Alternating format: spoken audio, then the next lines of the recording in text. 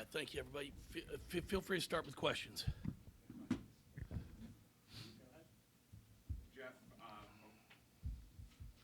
Jeff, Cincinnati comes out to start the second half, three-guard lineup.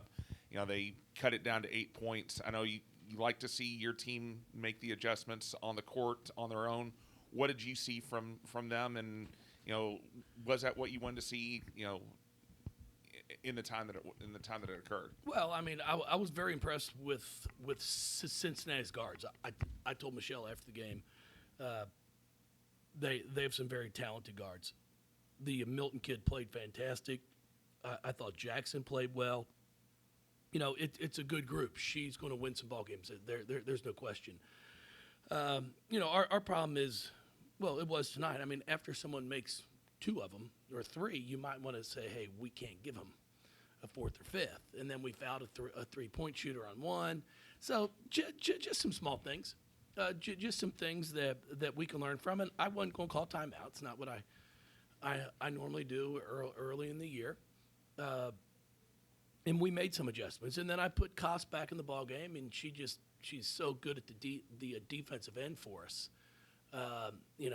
She guards her man and three others. And then we finally offensively slowed down, and Haley made some big-time shots. She's a great player, and she did exactly what great players do. But overall, we took the first four possessions of the second half. I don't think we got but one decent shot, and we turned it over. We forced a shot up. It was ugly basketball.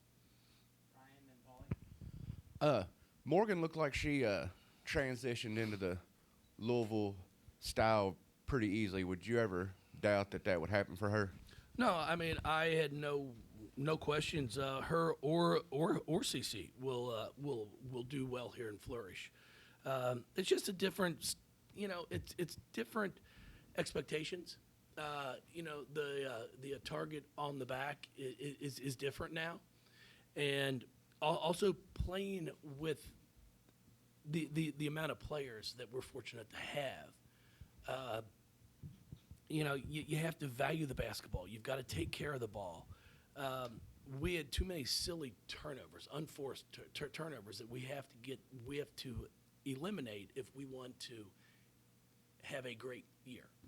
But that's part of it. I thought, Josie, played really well. Went out there, finished around the basket. She rebounded the ball. Liz played well. It was a good night. A lot of really good things. Coach, Liz just looks like she's played with so much more confidence this year. Just kind of talk about that. Yeah, I mean, it's work. I mean, it's work. There's nothing more than that. She puts the time in. She got in the gym, and the more you prepare for something, the more success you're most likely to have. So very, very happy for her. Jeff, you guys were able to get a lot of those reserves in kind of early there, later in the first half. How important is that to get those reps and kind of find those rotations that work? Well, I think it's going to be really important for us. Just trying to see, a lot of people worked on their games in the off season, and now it's time to find out, can they translate all the work they've done into games. And for the most part, I was pleased. So, we'll go back to work tomorrow, get back in the gym, continue to work on some things, and then come back out here on Thursday night and see if we can't get a little bit better. It seemed like you were able to get your hands on more balls defensively and start coming up with more steals as the game went on. Was that getting more aggressive, or them wearing down, or you just kind of figured out what they were doing a little bit? Well, we had talked about it. We had to get more aggressive at the defensive end. We were allowing them to cut and pass, and that's just not good for us. We've got to try to get people out of their offense, out of their rhythm. And I thought in the second quarter especially, we did a great job of that. And then we attacked in transition. I thought we made some really nice passes up the floor and looked to score instead of trying to set up an offense. Jeff, having Olivia and Liz on the court at the same time, how important is it to have a bigger presence on the floor and have that size, not necessarily in this game, but moving forward, as the season progresses? Well, it's all going to depend on matchups. Like if you play a team that's got 4 guards, 5 guards, then we might not be able to do that as much. But of course, it's great. It's great to have some depth, and that's one thing I think Josie also brings to this team. Her ability to score around the basket was pretty impressive today, which is what she's done in practice. She has a great hook shot over the left or right shoulder, great body control. So yeah, I was really pleased. I thought Liz, O, and Josie all played really well in the paint. I thought Nyla Harris came in and did some really good things as well. You guys you mentioned the Thursday game. You'll have 3 in a matter of, I guess that's 7-ish days. Mikasa kind of joked they're getting older, so it's a little different. But I guess what is that conditioning, that preparation like for that kind of a stretch at the beginning of the year? Well, it's not. They'd rather be playing games than practicing. I guarantee you that.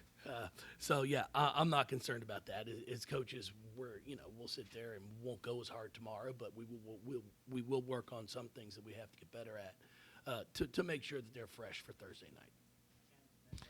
How does it hit you when you see the banner unveiled? I mean, it's happened a few times, but does you flash back to? I mean, that's such a significant accomplishment just to do that. No, it is. I mean, that's one of the things we talked to the kids about in the locker room, but before we came out, was especially the returning players, was to make sure you enjoyed the moment, because it was a lot of work.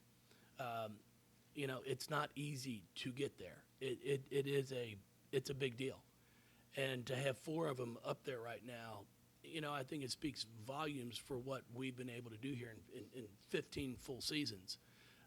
So we're going to continue to strive to put more up there, and hopefully put one up there that says a national champion on it. That's our ultimate goal.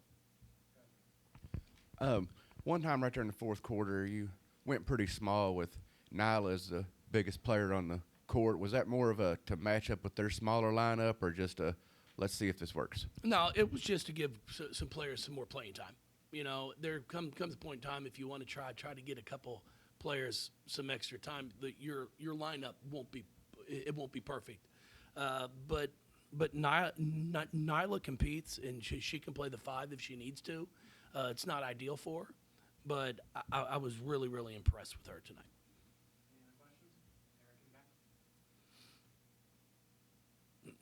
Jeff, you can schedule games where you win by 50, and we see that a lot.